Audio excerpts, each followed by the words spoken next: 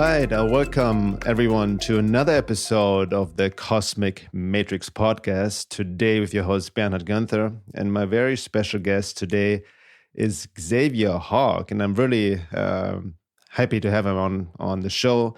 And I just want to share real quick because it's very interesting how he came on the show. My good friend and colleague David Whitehead recommended him to be on the show, and I really respect David, and I checked out Xavier's work and also his recent interview with David, and I was very, very impressed. Welcome to the show, Xavier. Hey, thank you for having me. I really appreciate your time, and I really appreciate your interest. This is really incredible. I've watched you from almost the beginning, and I've just been really impressed with your work and your keen mind. Thank you, brother. Yeah, and also you messaged me also then on Facebook about possibly getting on the show, and then I realized, yeah, you messaged me 4 years ago already. So it's like interesting connection how everything is kind of like getting together, and the force. The energy's really picked up. I was like, things are just like lining up for me right now, and it's super exciting. Beautiful. So I just want to introduce you real quick to the audience and just read off your bio.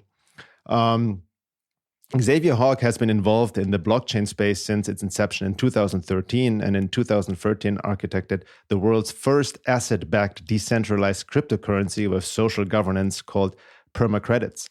It was a vanguard digital currency whose main architecture provided solution and was adopted by a range of companies for a host of economic-based challenges while fostering growth in the clean energy, sustainable housing, and regenerative agriculture sectors. Building on his initial success, he was the first person alongside Bernhard Guenther, I don't know if I pronounce it correctly, yeah, good. To negotiate a cryptocurrency with representatives of a sovereign nation, and was a common spokesman within the cryptocurrency space, appearing often on television and his blogs. In 2017, as a response to the unprecedented demand, I have always problems with this word. Same with my last podcast with David, is fascinating. Demand for leadership in the industry, Xavier founded Firon Global Partners with long-term collaborator and chief architects of the Euros conversion and exchange mechanism, Bernhard Guenther, alongside other luminaries of the currency and blockchain world. Wow, so we're going to dive into that.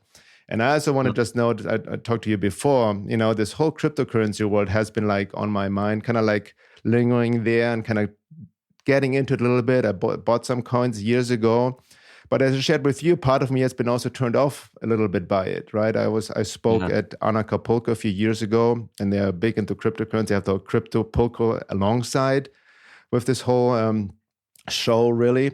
Yeah. And what I can see, like the possibilities in this world of really like decentralizing and becoming our own sovereign, citizen, so to speak. But I was turned off, like I saw the same in almost energy, like I would say in the Matrix, just very money driven, and nothing against money. I'm all about abundance, but it was very materialistic, and it's almost like a stock exchange. I'm just going to buy, sell cryptocurrency, make more money and all of that. And it's fine and good. But I missed like a deeper foundation, a more spiritual foundation, a vision in that. And getting into your work, what I really appreciated, and also listening to you on David's recent podcast, that you have really also a larger, bigger vision, and also more of a spiritual foundation. So I'm really looking forward to get into that with you as well. So, awesome. Yeah, that's a huge part of the whole mission for me is so when I started, I've been like an entrepreneur since I was a kid. I started, my first company was backpacking trips, and I did it for Waldorf schools, like their coming of age ceremonies. I would take them out into the woods, sometimes do sweat lodges, hiking, backpacking, horse riding, all of that, plan the trips, and then go on the adventure, right? That was when I was like 17. And then I built a home health agency with my family here in South Florida. It became one of like the premier ones. And from there, like I retired basically in my mid-20s and did really well in gold and land, bought a farm up in the mountains of North Carolina and then I got married and got into crypto very early. In 2013, 14 is when I jumped in. It had started in 2009 with the Satoshi white paper and Bitcoin. But when I jumped in, it was still under like $50 a Bitcoin. And on our farm in NC, we built a homestead. and we had people living there, and we had classes. We had a YouTube channel, it might still be up, where we taught homesteading in under 30 seconds, and we'd have workshops, and it was really an amazing time, right?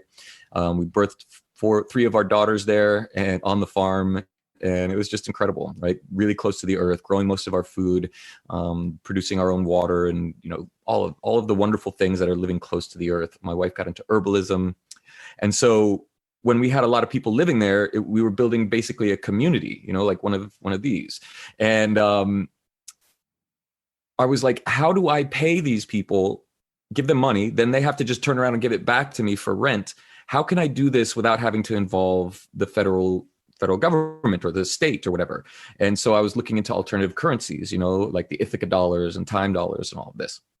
And that was when Bitcoin was like popping, right before it started popping. And I saw it and I was like, oh my God, this is the thing. This is like the thing we've all been waiting for to get us out of the banking yoke or the tyranny of the central banking system. Because that's where the value really lies, is that you become your own bank, essentially. And so I looked into it more. And as I studied the technology underlying it, I realized, wait a minute, we can do a lot more than just a currency. We can actually code the currency you can determine its age. You can vote with it in a very secure way. You can, on the blockchain, keep a ledger of a person's stats, let's say their merits or their skills, like on LinkedIn, right? But you can do it in a much more transparent and accurate way. So I started with this concept of like, okay, we're a permaculture facility. Like, let's make a permaculture coin. I got a lot of attention, gave a lot of talks. I designed the stable priced multi-asset backed cryptocurrency. So it'd be like different currencies, different stocks, different commodities, land, and business, right? Business stocks. And all of those things have different fluctuating prices. But if you put them all together, they sort of keep a mean average. And so I architected it with demurrage fees and all of these wonderful things that allow a currency to really flourish in a market. And the chief architect of the euro, Bernhard Guenther, found my talks, and he had his people contact my people, which was me. And he said, how long have you been familiar with my work? And I said, I actually didn't know who you were until this call. Please accept my apologies. And he said, you have essentially just reworked my concept for what he called the Terra. And he was coming to it from the top down to get it involved in the BRICS nations and provide a digital stable trade reference currency. And I was doing the same thing, but for the people from the bottom up. And so he joined my team. I ended up speaking at Oxford, at the World Economic Forum, Hong Kong, all of these different places. And did you say World Economic Forum? Sorry. I know, it's the World Economic Forum. I swear I'm not Illuminati. And it was just a whirlwind of adventure. And I met a lot of top bankers in the world, a lot of like royalty, nobility, world leaders. I was walking in all the right circles, and I was sort of like the golden child at the moment, because I was building the system that, let's say, the people who run the world would like to enact to better manage the herd of humanity. Yeah. And I was dead set on doing so in such a way that we would be more of a free-range spiritual world where we had the opportunity to awaken, build our soul's progression, and done in such a way that would allow all of humanity to come together efficiently with a governance system and a central banking system that everybody owned. It's like the Federal Reserve, except it's not owned by just a couple families. It's owned by everybody who uses the currency. So I'm very much about humanity steering spaceship Earth together cooperatively. So I set up this cooperative. And now the SEC has just raised the limits from 1 million to 5 million that we can crowdfund. So we don't need 5, we just need half of that. So I'm like, let's go build this now. I've been waiting for that. And before, you had to figure out how to do it in what regulatory environment, to kind of skirt the law. And I'm like, I don't want to skirt the law. I want to build something legit that has staying power for hundreds, if not thousands of years. Wow, beautiful, amazing. So I'm sure, like, once you started, you got a lot of attention from the big guys, as you just shared with, so I'm just curious, did you get any insight into how these elites also work? Like, as obviously your vision is more sustainable and for humanity, rather than trying to control humanity. So do you have anything to share about your insights into the elite of what, even relating to what they're trying to do right now in terms of taking over? I do, yes. And I don't think it's going to be popular. And that's unfortunate because we as people tend to grab the pitchforks and torches before we really think something out, and we tend to, with egoic, fear-based susceptibility that we all have, tend to look at anything that is contrary to our views and or our values as bad or evil or wrong, right? And I think that that's a fundamental, not flaw, but a fundamental growing edge that we all as humans need to look at and address, including the rulers, right? The fact is that the planet is made up of a lot of people, and not everybody is wanting to or even focused on or even cognizant of the importance of living in balance with the ecosystems, right? Now, some of that is being foisted upon us with Agenda 2030, Agenda 2021, which, we passed now, in like Agenda 2020, and this whole, like, we're going to all live in big mega cities. Nobody's going to be allowed in the wilderness. We're going to clean the planet. You can't have big windows. You can't have SUVs. We're causing all of the devastation. You're bad, you're bad, you're bad, right? Yep. And I think that that's what's being foisted down our throats because there's a certain segment of those elites, let's say, or those who have had the advantage of sitting on top of the hill from the dawn of human civilization, right? They have a specific way they want to see things go. They want to maintain their level of comfort. They don't care about anybody else's level of comfort so long as they keep producing the economic viability that they need to maintain their comfort. Now, if we look at the draconian things that are happening now, let's say with the COVID lockdowns and this real push, fear-based push, right? Because humans are fearful and we're afraid of death, and then that can be manipulated into fear of all kinds of things. And so, the lockdowns that are happening, all of the economic decline that's being foisted and sort of forced, the VAT taxes in Europe, the forced austerity and all of these things. It's like we're like the elite are saying, we're blaming you for being unmanageable. You're not reasonable. You're emotionally reactive. You won't be able to sit and reason and hear things that you don't like without, pulling out the pitchforks right away. And I think that there is a validity to that. However, I believe that we as a species have the technology to clean up the planet, have the technology now with the internet and online classes to really educate people on how to be human, how to be in balance with their ecosystems and with their communities and with their bodies. And I think we have the capability of really creating a beautiful world together with everybody's inspired involvement rather than manipulated fear. Right. So there's a fine balance there that the case needs to be made, because the things that I learned during that process, I couldn't necessarily disagree with the assessment of humanity as cattle in a sense, because people together, and kings and pharaohs and presidents have learned how to say a specific thing, and they get the crowd to move a couple degrees in one way or another, right? And it's because people don't take the time to self-reflect, audit their thoughts and their thinking and their feeling and their alignment with their creator in order to be reasonable. A great many of us do, you included, probably your audience. There's a lot of people who are very conscious and want to make sure that they live in a balanced world and have this earnest, heartfelt striving towards beauty and peace and like ecological sustainability. So the unique position we are in time now is where we have the technology. We have it. We have the technology to deploy. We just need to organize properly, create an efficient system of decision making, and do that in such a way that we can execute upon the will of the people, demonstrate it that it's more efficient and cost effective and effective than the current systems of government right now, where it's basically like we tell you what to do and you pay your taxes and we spend it how we want, right? Right. And the system that I've designed, it's the opposite. It's that the people who are in charge are really just for the system. It's everybody, backing up a little bit, like what it essentially is a central banking system whereby if you're using the earth credits, you're part owner of the banking system. You have a share in that company, and therefore you are part responsible for managing the direction of that company. And then the profits that are made on the transactions that you do every day anyway, we put that in a pool, and everybody gets to decide together how that gets allocated. It's like, imagine if you could choose where your taxes went, and you say, oh, I want this percent to go to schooling and education, this percent to the military, this percent to farming, whatever it is. You know, the world would look a lot different if everybody were able to take part in its steering. And so I think we've created a good steering mechanism.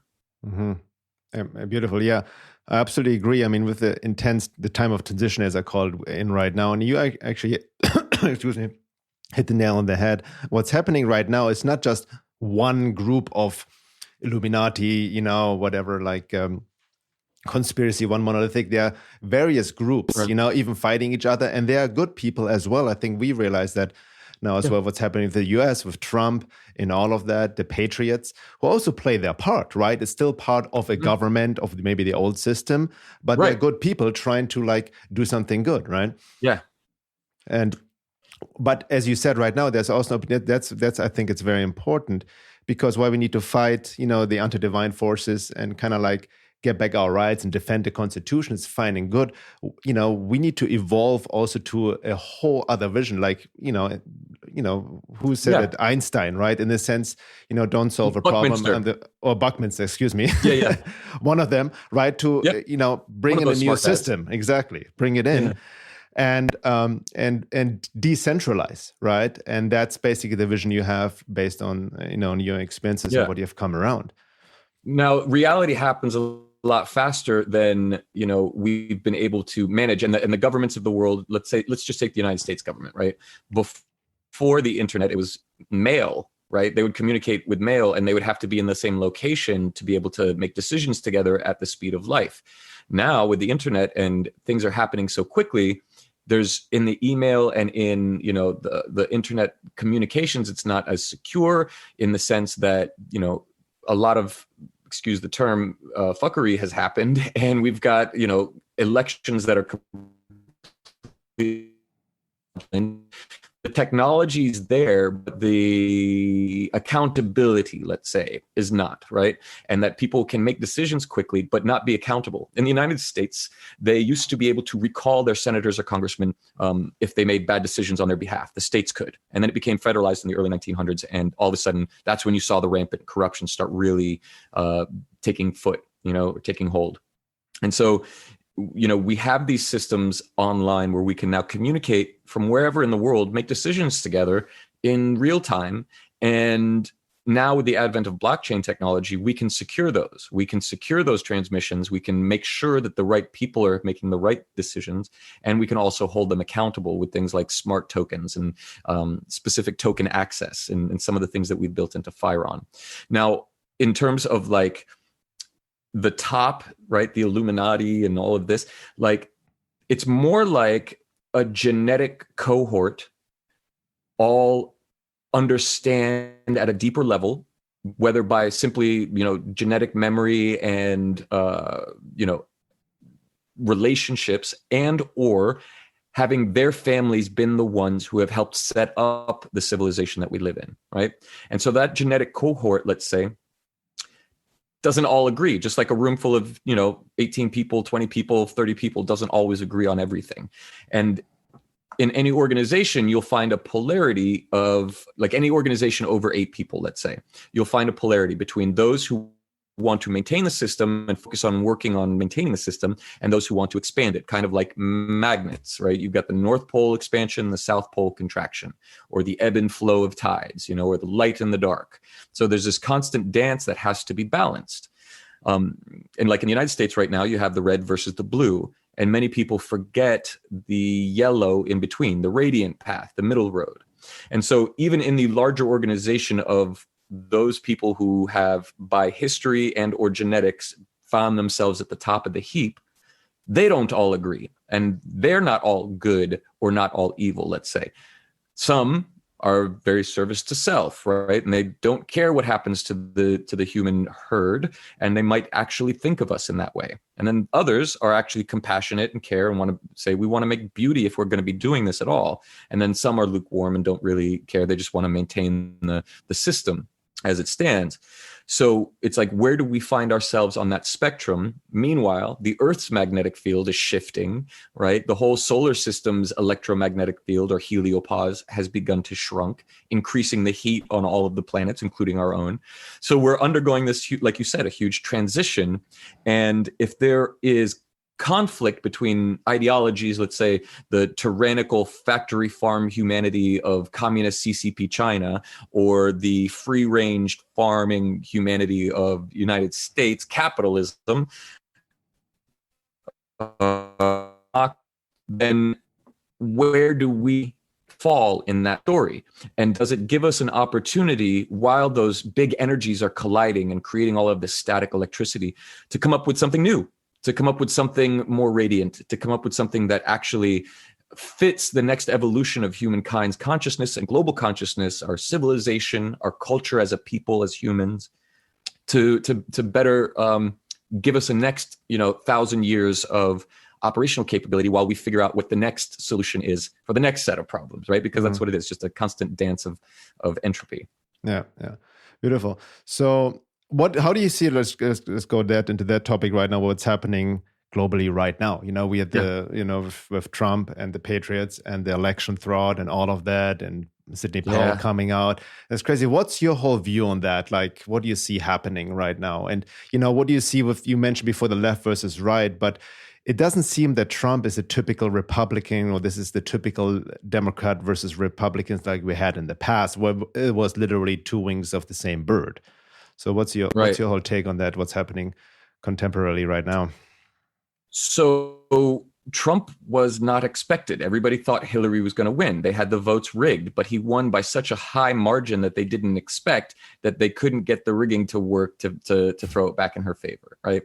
And when that happened, then you had legitimate corrupt forces within the United States government doing everything they could to stop him, because over the course of the various administrations, they were all buddies. They were all part of the same gang. They were all looking to make the globe to make the United States a globalist country. The New World Order, right, is what people call it. And the power seat of that went to China. And they wanted to make the New World Order based on the Chinese communist ideology and the methodology. And they said, we're going to have to figure out how to fix this American problem, because these people think that they're too free, and they don't realize that they're cattle, and they are our cattle, right? And so when somebody like Trump comes in, they had set up the scenario such that Hillary would have been able to lock everybody down. This virus probably would have been worse. We would have been in war with North Korea. I mean, there was a bad timeline coming, like a really bad one. And when he came in, it was like, ooh, crisis averted, but not really, because they're not giving up. We have forces at play, like globalist forces, that have the CIA, they have the NSA, MI6, they have, a variety of organizations and countries at their disposal to use to try to take down the legitimately chosen, democratically elected president by a long shot. Okay. So what ends up happening is like, okay, they're going to try to take him out from inside. We're going to create a Russian collusion hoax. We're going to make up all of these things. It's like, it's almost as if the middlemen in the United States, who have sold their soul and sold out the country's soul to these globalists, basically they're like the middle managers, and the globalists come to them and say, you better fix this or we're going to fix you, right? Mm-hmm. So they do everything that they can, because they've got it on both sides. They're between a rock and a hard place. They believe wholeheartedly that the globalists will win, and so they have to do everything that they can to ensure that the United States is brought under control or brought under heel, right? So they were going to do that through, but now Trump has all of the war powers and all of the acts that they put into place that they thought they were going to execute. Now he gets to, right? And so he took JFK's memorandum number 57, which effectively ends the CIA or cuts them off at the knees. And he just put Chris Miller in as the acting defense secretary, who enacted on the 57th anniversary of JFK's assassination that law. So now all of the citizens, which are the CIA, special operations, have to run through him. So essentially, they're putting all of the globalist sort of operatives under his command, and that's Trump's dude. So there's all of these pieces being moved around on the chessboard to enact and enable true law and order and the Constitution to function properly in the face of this outright insurrection.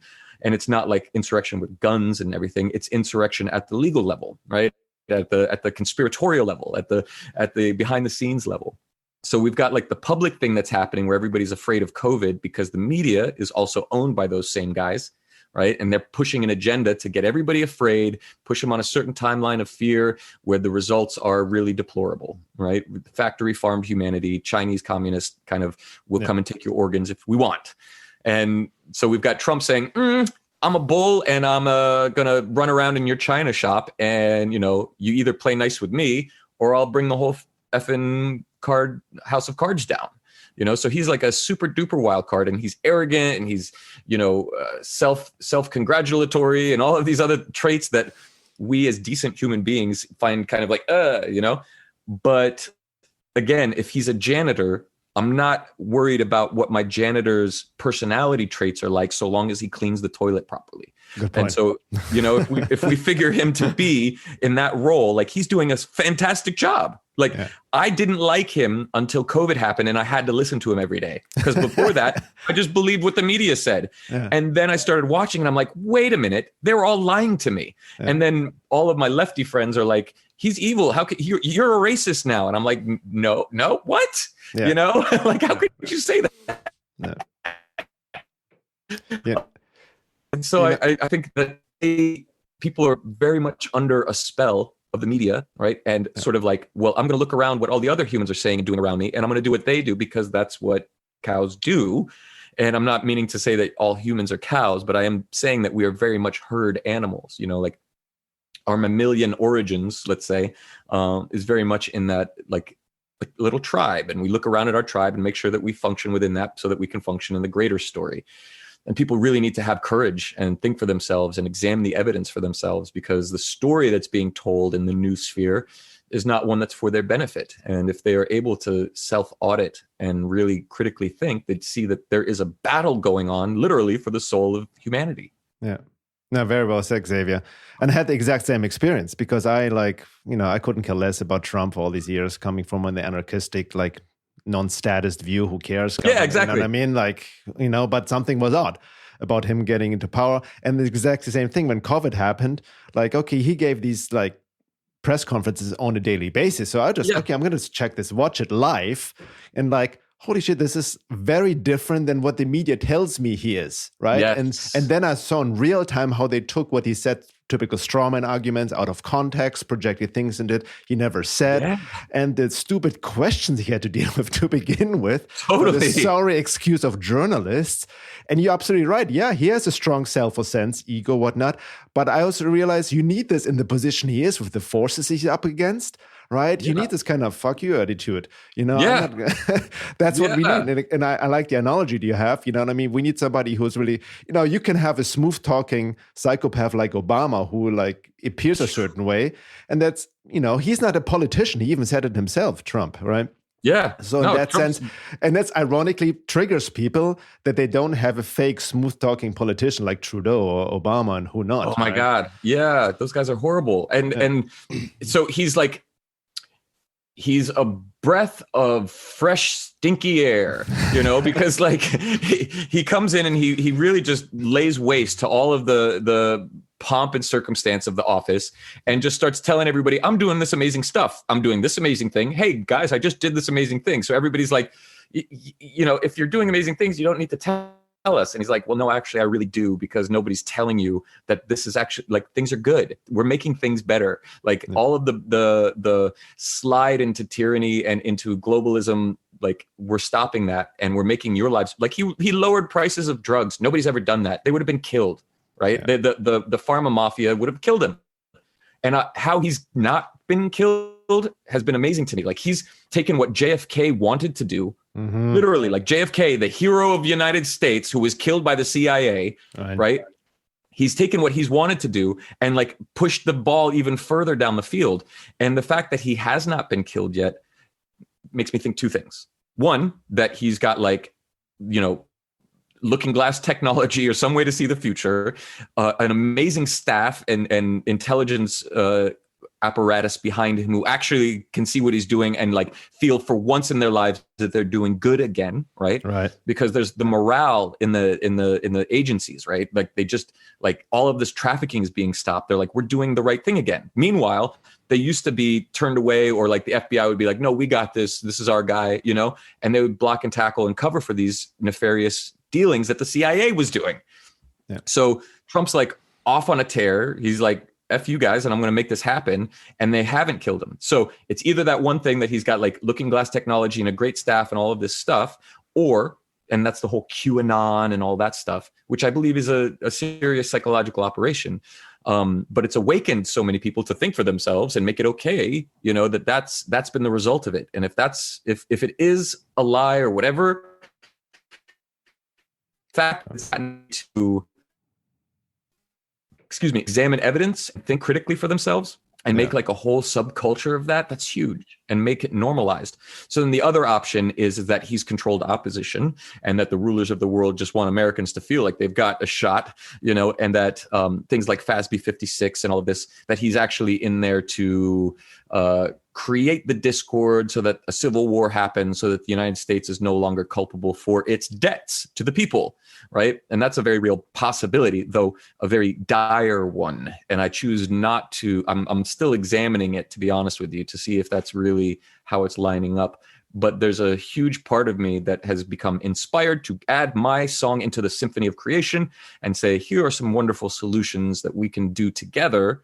Let's operate as these advanced human beings that we've all been like growing into, like the star seeds and like, you know, all the light workers and all this, like we're grounding this new compassionate, understanding way of being. Let's do it and ground it even further economically in our day-to-day lives, with our social networking, with the apps that we use. Like, let's take accountability and responsibility for the planet together. And if there are these titanic forces fighting at each other, it gives us, again, the perfect opportunity to build something cool while they're occupied with each other. Yeah. Beautiful. Well, very well said, Xavier. And that's really what it comes down to. Like you can even acknowledge that Trump is doing something good, and the Patriots, and even give validity to QAnon. And we can talk about this. I'd rather talk about it in the second hour because sure. I don't want to get the channel me deleted once you get into that. But I like your take. It is a psychological. It's a psyop, but a positive psyop in the sense, a psychological operation that actually David Jonathan Sather called it as well. Yeah. And really like fighting the evil guys, the bad guys, and there's infighting. And also with Trump, it's not just what you see on face value. There's a whole art of war strategy happening right behind the scenes. And he almost feel like he's playing a certain character almost to attract that attention, to make people project on him, to distract from what he's really doing, right? Yeah. These kind of things. I think so. I think that there is like, the idea of a sociopath is somebody who does not care what other people are feeling or thinking, right? They don't care what they think of them, so long as they're able to enact their goals, whatever that might be. Now, if you are familiar with like the law of one and the raw material, there's like service to self orientation and service to other orientation. And this is, self is my left hand, even though it's opposite on the screen. Service to others is the right. So it's you have these polarities of people who are either focused on themselves or focused on serving, right? I tend to be a person who is in service. I structure my internal character in that manner, to even to the point where, like, if I walk into a room, I touch into everybody's spirit and see what they're asking for, what they want, and try to help make that happen without being known.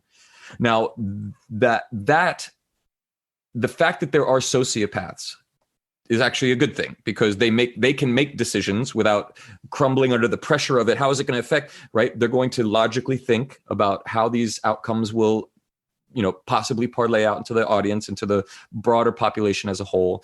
Now, if you have a service to self sociopath at the top of a corporate structure, all of his decisions are, how does this benefit me, right? Or how does she or he is either thinking, I have to make all of these decisions so that I benefit, I get the biggest bonus, whatever. And that tends to work, especially when it comes to making money, because it's, let me see what I can get from everybody and put that in my pocket. Yeah. Service to others tend to be like, I'm going to make a decision and it's going to be for the benefit of everybody. And by benefiting everybody, I will then therefore benefit, right? So there are there are those kinds of people, but there are both kind of sociopaths, right? I tend to think Trump is one of those kind of sociopaths who, like, if I make cool things happen for everybody, I'm gonna get rich, right? Like if I make cool things happen for, if I do, what is it? The Miss Universe contest. All these dudes are going to love it. All the girls are going to enjoy themselves. Da, da, da, da. It's going to be all this bounty, and it's going to create livelihood and life, and I'll get rich, right? So I tend to, and that way he's able to make decisions on behalf of the people. Like, he has shown himself to put himself in harm's way and in the media's bad eyes, and, you know, being called all kinds of horrible things in order to do things that are genuinely good for the people at large, right?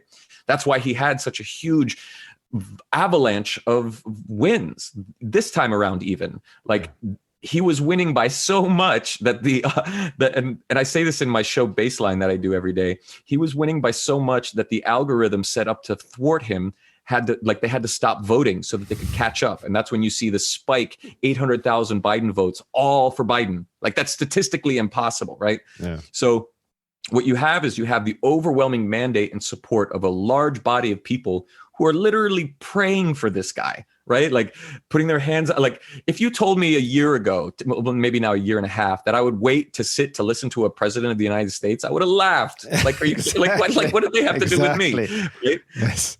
But now, like, I actually am interested in what he has to say, because it gives me clues into what's happening at the global level and sort of behind the scenes, right? And I love that. Like, I love geopolitics and analyzation because it has so much to do with my work as well. Like, you know, I take the 40,000 foot perspective and say, how can we do a couple brush strokes on this painting and get even more beautiful? And so, thankfully, I have a keen mind and a very creative, abstract reasoning mind, and I'm able to look at the economic systems of the world and even like the cultural systems and the way people think and behave in this abstract way, and kind of put it together in a architecture that will bring about more beauty, more harmony, more growth. Beautiful. And that ties exactly, you know, into creating something new. And you made a really important point, because it's about, my work is about the integral view. Like, everything needs to be integrated or look wholesome and from the higher picture perspective, without like identifying. It's like you're a great example. You can give credit, so to speak, to Trump and the Patriots, even Q. There's something happening. They're waking people up. They're helping to save the country, the nation, defend the Constitution, not let the globalist, communist, Marxist forces take over humanity. But at the same time, you also recognize, okay, it's not about build back better or make America great again, all fine and good, but we don't want to go back to the past and live like in our tradition. There's something bigger happening. Even evolution of consciousness is asking to adjust, and that's where your vision comes in, right? So we also need to understand, and that's, I feel, I had a discussion with David as well, the vision of like pure anarchists and voluntarists. We cannot jump from A to Z, right? All of a sudden live in this utopian and just fuck all government, right? Right. But we need stages, so we need Trump to hold the line, so to speak. Go ahead. Yep. And a tree grows slowly, right? Anything that's good and that's worth doing, it's good to take your time at. A tree, again, grows slowly. Nature moves in harmony and in balance and in slow rhythm. Now, I'm part of an agorist group and a podcast that we do regularly called Unloose the Goose.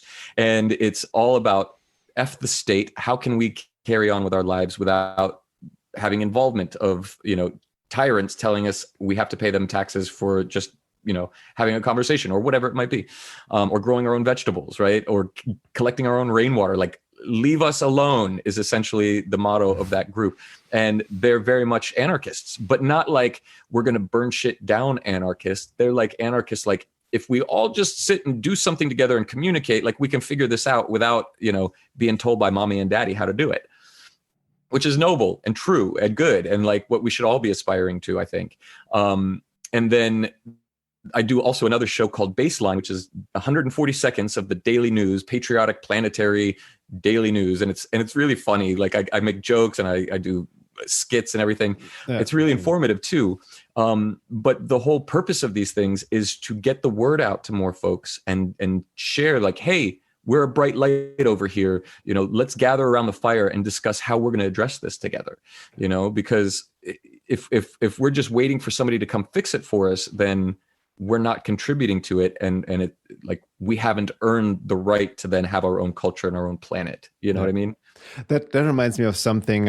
As you maybe know, I mean, I'm big into Sri Aurobindo's work. Integral yoga has really influenced me. I quote him a lot, and he had also a big vision. He had, Oroville. I'm sure you've heard of that, and that community. But there's this other, in one of my articles about, I think it was in my essay, The Necessity to Spiritualize the Being and Surrender to the Divine. I posted some videos. I got into the work of somebody called Shraddha Lu, who's also studied Sri Aurobindo's work. Mm-hmm. And he put Sri Aurobindo's work in context of what's happening right now. And you just said something that reminded me what he said. The evil guys, the bad guys, the dark forces are actually right now, or have been, better organized than the good guys, so to speak. Yeah. We're just like all over the place, right?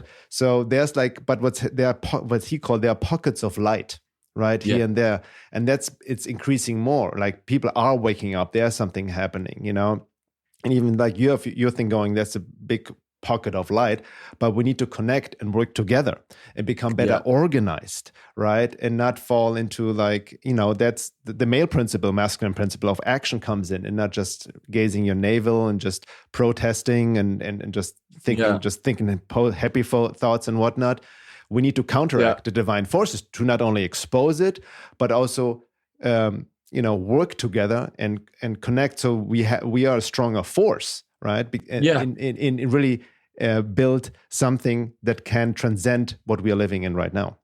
Yep. But if you stick two people in a house long enough, they're going to fight, right? Yeah. How do we overcome that? Like, you stick 10 people in a house together and they make a reality television show about their fights, So it's like, we don't get along. I mean, Jordan Peterson once said, it's a miracle that the lights turn on, that we get up and that there's civilization at all, based upon the fact that we all, hate each other and ourselves and all of this stuff, right?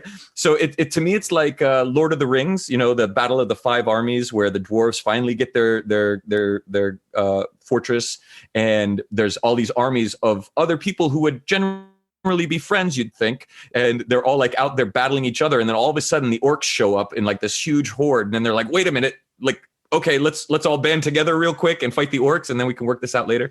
So like we have the problem of everybody thinks that they have the thing, or that they have the solution, or that they know the best way.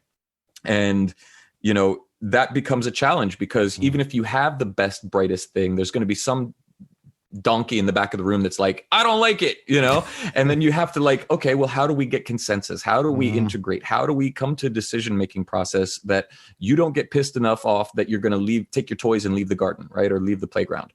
So, it's really about, and there's this huge movement in the blockchain world to create these systems. And I wish them well. I have not yet seen an organization in the ecosystem with a solution that understands exactly where they are in the grand scheme of creation, both in this millennia and in the great story of time. Like, there was an Atlantis, there was an ancient civilization that we see remnants of all over the world.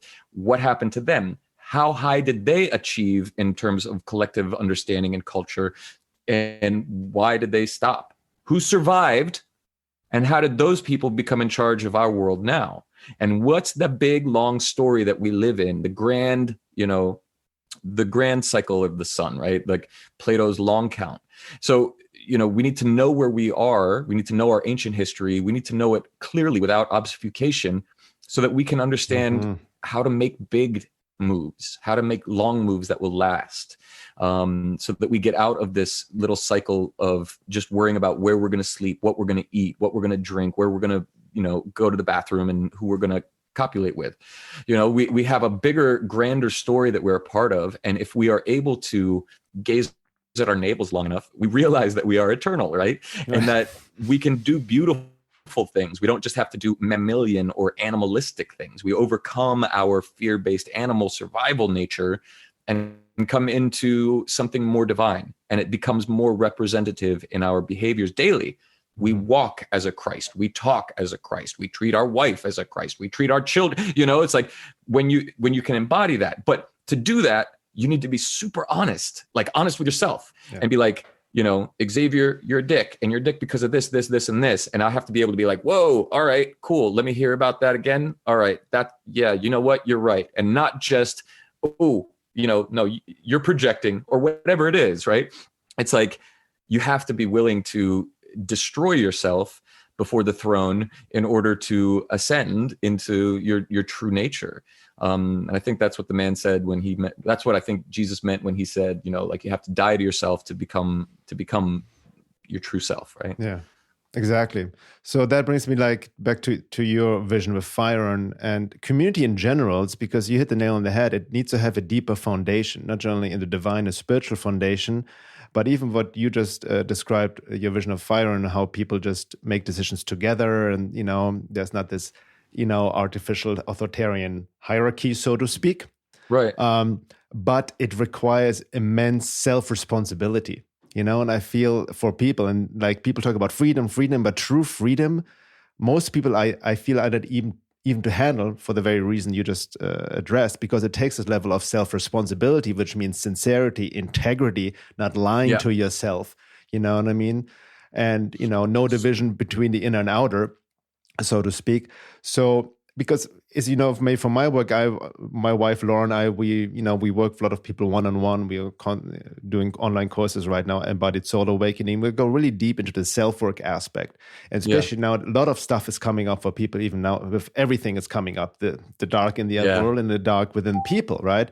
And many of us, we have done the work for a long time, but a lot of people are overwhelmed, and they're just dealing with their inner stuff, the trauma, the wounds, and all of that. And that needs to be part of the evolution as well of you may say, a new system, and the conversation. Exact conversation. Because what I see, again, I've seen a lot of communities, also anarchistic communities and whatnot. They're maybe too externally focused on getting the systems in order, in place, right, in structure and all of that. But then there's no responsibility for the inner work. I mean, that was my biggest insight, I have to say.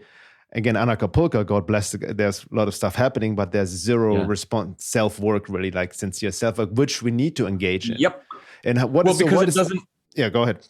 It doesn't affect their pocketbook, right? It doesn't affect their pocketbook. And that's why they don't do it. That's why people are like, oh, I don't meditate, or what, and people who do realize that they'll become more successful then do meditate. It's like all based on finances. And what is finances? What are dollars and cents? It's like the current, the life force energy, your calories, your passions, your hours, turned into a little magic little device that says this equals this much of my calories or my hours or my passions, right? And then you trade that life force with everybody, and the people who made that system know that, and they know that they're dealing not in dollars, but in life force. And so if you are trying to get more life force so you can have more freedom, do more things, travel more, whatever your goals are, it really comes down to freedom, right? And the bigger, broader, better choices to more enjoy the adventure of life that you're on. So it all comes down to dollars, right? The current or the currency of your life force. And you want to have more of that life force. You want to collect it. You want to, become brighter, and everybody equates it with dollars. So all we have to do is incentivize people with their paychecks or with their pocketbooks that becoming a more evolved human being actually gives you more freedom, more joy, more peace in life. And if we do that properly, it's like we incentivize and entrain people into and invite them into, in a way that they can understand immediately, the value of a better way of being, a higher state of awareness, more responsibility, more personal accountability, and that the ego is something that you should actively try to dismantle, right? And that you'll get paid more if you destroy your ego, right?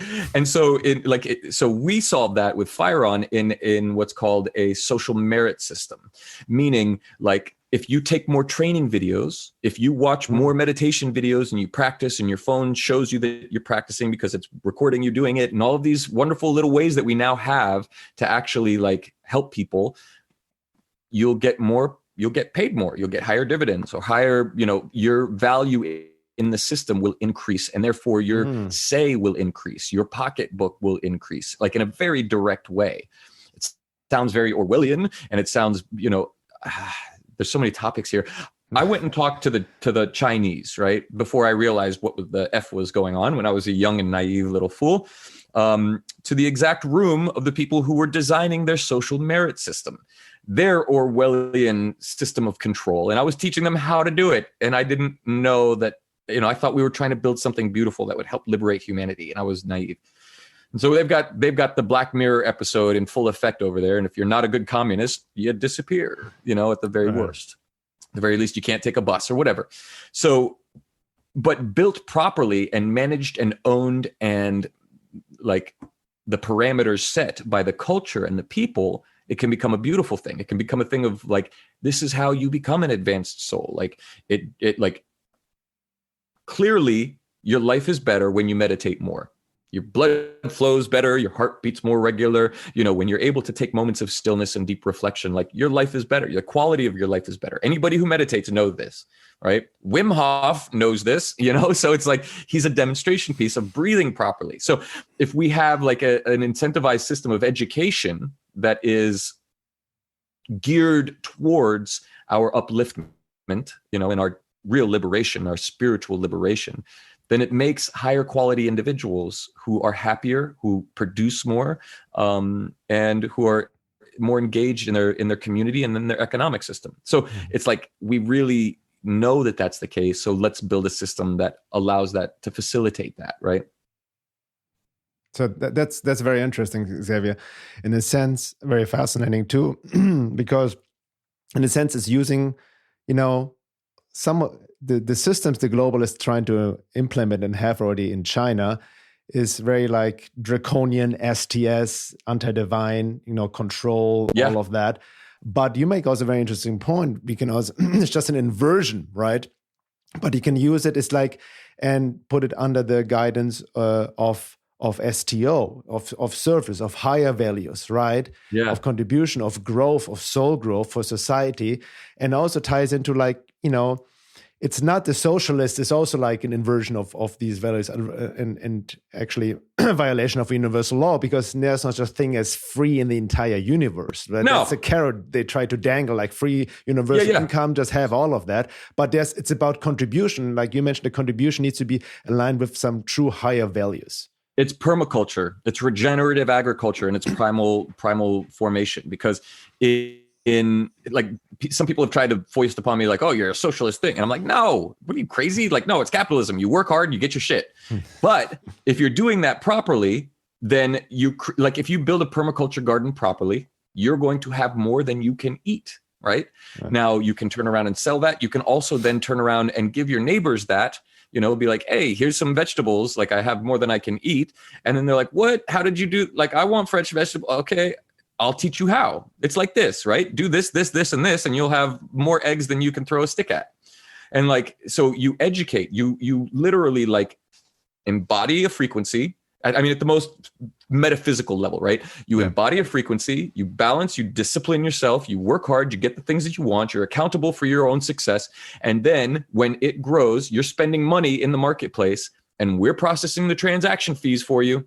Just like Visa or MasterCard, shit you'd normally do, except instead of a private interest getting that extra money, you get it. We get it together. And then we decide how to spend it. We educate people. We hire, Bernard's to come and do classes. And that if you watch 12 of his classes and you sign off on his little test, then you get an extra bonus point, that goes towards the rewards that you get to get from the dividends or the distributions at the end of the season. So, or like you're part of the CSA, right? You're community supported agriculture. It's like community supported economics. And I think I just made that up right now. I coined that right now. History. Thank you. So where are you at right now with Firon? At what stage is it? Where are you guys at? Okay. So the SEC just raised their crowdfunding limits from 1 million to 5. And I had wanted to do this in 2014 as a crowd thing, but the SEC, I was, again, naive. I called up the SEC. I'm like, hey, I want to do this thing. Is that okay? And then they're like, okay, let's have a conversation. So they asked me like 12,000 questions. And then I said, so you understand it now completely? And they're like, yes, we do. Thank you for your time. And I'm like, well, is it okay? And they're like, we can't tell you. Good luck. And so I was like, oh, shoot, I don't know anything more. And now I've just told them how it all works. And they said, shortly thereafter in a podcast, one of their head guys was basically like, yeah, Xavier Hawk and permacredits is securities. And I didn't want to go to jail. And I didn't want to launch an unlicensed security on the market, just trying to do good for the world and end up in prison. So we paused and we said, let's figure out how to do this right. I want it to be crowdfunded, but the laws in the United States won't allow people to crowdfund because of, there's a bunch of reasons why, but like people who had invested in the past didn't do their due diligence and then got shafted. And so the SEC was like, oh, you can only invest if you've already got lots of money to invest. And that kind of defeats the purpose, because like people who don't have money want to make lots of money too. And the way that they can increase their wealth is by investing in successful things. Mm-hmm. So since the SEC increase their limits, now we can fully fund, and I'm getting the contracts drawn up to do so. We have a super active Telegram group, and it's t.me/Firon, and a lot of really great people in there. And we're building, like we're meeting pretty semi-regularly, sometimes for meditations and synchronizations, visualizations, also meetings. I'm having interviews with all of the people in there individually. A lot of great business opportunities are coming out of that. And we're sort of organically eating our own dog food in the sense that we're using the voting system, or at least the governance system, to vote and make decisions together and build the momentum, right? Get people involved. And we've got a number of investors who are interested in coming on board already, even we have really nice contracts for the Reg D offering phase, which will get us out the door. The app's ready in the store. We just have to pay the developers to maintain it. And that's the underlying MVP. And then we have a free social network that's no censorship, where you can speak freely and not be afraid of being taken down. And then, we raise the other 2.5 million, and we build out the blockchain wallet, the voting mechanism, the ID, the secure ID. It's all HIPAA compliant. We have a bunch of clients lined up who want to use this for their own eco-villages, eco-cities,